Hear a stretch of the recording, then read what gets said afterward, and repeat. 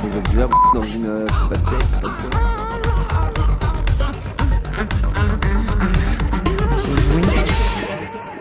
J'ai pas compris. Même si je ne voulais pas. Tu veux que je pense que tu es l'un des nôtres?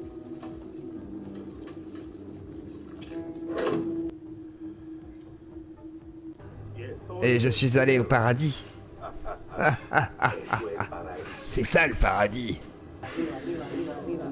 Ah, baisse-toi, connard! Baisse-toi, ta gueule! Ta gueule! Je vide ton sac frénétiquement. Ah, on vous a dit qu'on était médecin? Bah oui. Eh, voir les petites filles là. Ah bah lui c'est le trafiquant, oui.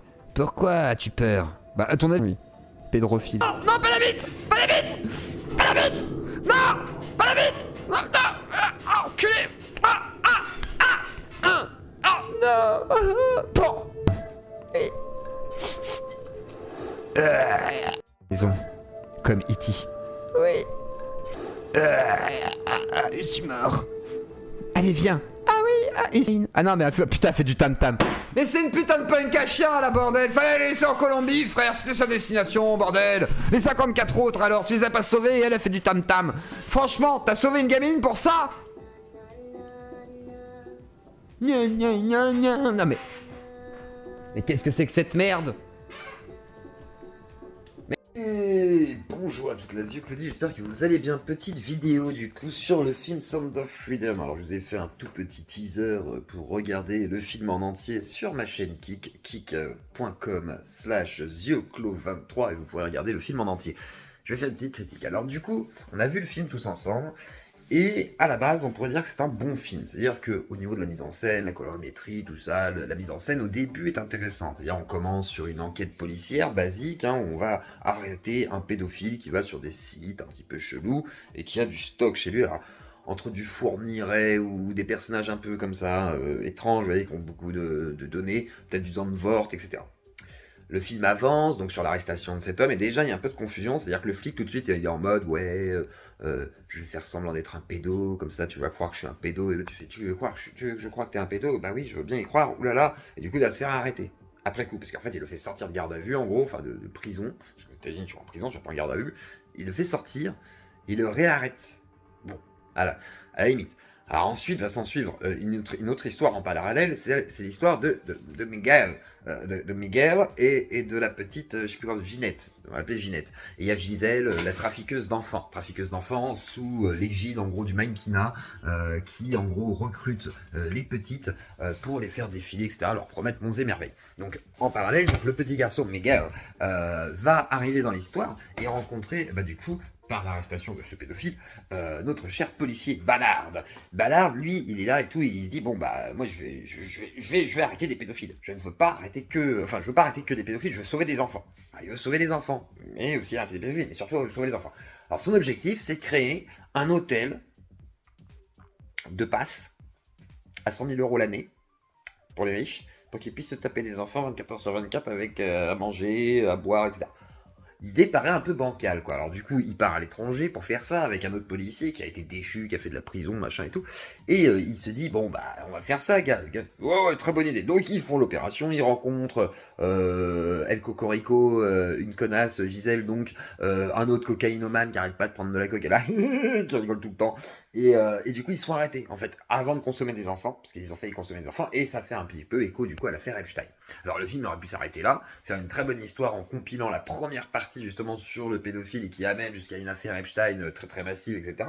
Et pourquoi pas approfondir justement sur ce qui se passerait dans l'île. Mais le problème c'est que déjà d'une l'acteur qui joue policier est d'un cliché absolu, et là il fait tout le temps la gueule, il est un peu bancal dans son jeu d'acteur, et en plus il y a une sorte de connotation toujours un peu christique, c'est-à-dire nos enfants ne sont pas à vendre, ils sont un petit peu le fruit de Dieu ou de Jésus, donc quelque part ne les touchez pas. Voilà.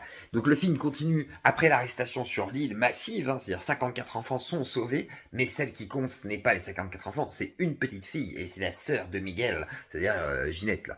Et du coup il se dit, oh, je vais sauver Ginette, et Ginette en fait elle a le collier de Timothée, le collier de Timothée c'est le collier de Tim Ballard, parce que Tim Ballard c'est Timothée, ok. Alors Tim, du coup il va du coup se dire, moi je veux sauver les enfants, mais surtout Gisèle, enfin Ginette pardon, Gisèle c'est la méchante, oui Gisèle c'est la méchante. oubliez. Ginette, c'est la petite, la sœur de Miguel. Alors du coup, Timotheo, il décide d'aller au Brésil, voilà, voir les narcotrafiquants. Parce que moi j'ai encore un peu mal à la langue, faut que je me fasse arracher ma chico.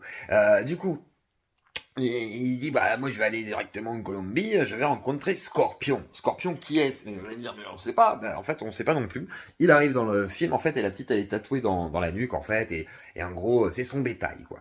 Donc, Scorpion, il a acheté la petite, hein. Mais en fait, on passe par un blanc aussi aux États-Unis, qui a acheté Miguel, et puis qui a acheté la sœur, et puis qui l'a redistribué. Bon, bref, toute une histoire, quoi.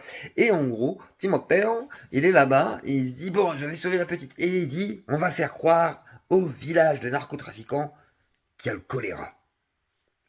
Très original. Du coup, ils vont là-bas et tout. Il y a le choléra, il y a le choléra. Oh, Scorpion. Là, le Scorpion, il arrive avec sa grosse queue. Il fait, qu'est-ce qu'il y a et tout. Il fait, il y a le choléra, je peux trouver les Ginette. Il fait, je sais pas où les Ginette, je m'en bats les couilles. Du coup, Timothée, il se balade et tout, tac, tac, et il trouve Ginette. Et il fait, oh putain, t'as les tatouages et tout, c'est toi Ginette, je te reconnais. Alors là, il fait, attention, t'as le choléra. La petite, je comprends pas, mais tout le monde est marre de faire violer et tout. Qu'est-ce que vous voulez? Il fait, t'as le choléra. Alors la petite, elle est pas rassurée, tu vois. Et en fait, là, Scorpion, il arrive, il dit, qu'est-ce que tu fais, toi? Il fait, rien du tout. Alors, il va se cacher et tout. Il va se cacher dans la chambre. Alors, Timothée, il s'est mis sous le lit de Ginette. Et ouais, parce que Ginette, elle est toute petite, elle a 10 ans, tu vois, mais il se met sous son lit. Tout va bien. Scorpion, il va arriver, attention, full spoiler, hein. Scorpion, il arrive, en gros, et lui, il est sous le lit, et il dit, oh, je vais te baiser, Ginette, tu vois. Ça pue, tu vois, parce que c'est une gamine, et c'est un peu pédophile, quand même. Donc, c'est interdit, en principe. Mais sauf que c'est un narcotrafiquant, donc personne ne va rien lui dire. Et en fait, pas de chance. Timothée, il était là. En fait, Timothée, il a décidé, en fait, de se lever. Il sort du lit. Alors, on sait pas comment il fait. On sait pas comment il passe du lit à être debout juste à côté de Scorpion, et lui péter la gueule, quoi, et lui arracher la bite. Donc, voilà, il y a des petits soucis.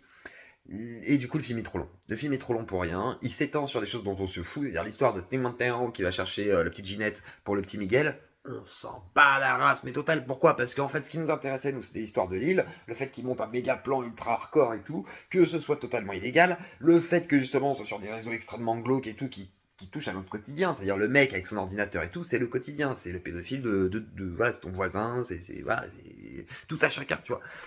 Et là, on va sur un truc totalement déraciné de toute réalité que l'on vit, c'est-à-dire des narcotrafiquants qui récupèrent des enfants pour les consommer. Enfin, limite, ça paraît même un petit peu excessif et bête, voire raciste. Non, je plaisante, mais du coup, est-ce qu'on comprend la polémique? Bah non, je comprends pas la polémique qui veut dire ouais, ce film est interdit. Alors je pense pas que le film soit interdit, c'est juste qu'il n'est pas distribué. Alors il y a deux options, soit le film est mauvais, chose que je commence à me dire hein, avec un peu de recul, là je me dis peut-être un peu de la merde quand même ce que j'ai regardé, soit effectivement, bah il va être distribué plus tard et en fait, je sais pas, c'est bizarre. Très bizarre. Donc si jamais vous voulez voir le film doublé par mes soins, et je peux vous dire qu'il y a du talent, allez sur la chaîne kick.com/Dioclo23 et vous pourrez regarder le film en entier, non censuré, sur la chaîne de Yeux Clos. Des bisous à toute la Yeux Clos, j'espère que vous aurez kiffé. Finalement, ce film, est-ce qu'il était bien? Pas ouf que ça. Mais mettez un petit pouce bleu, likez, clocher, abonnez-vous, et je vous dis à plus tard, à 18h ce soir.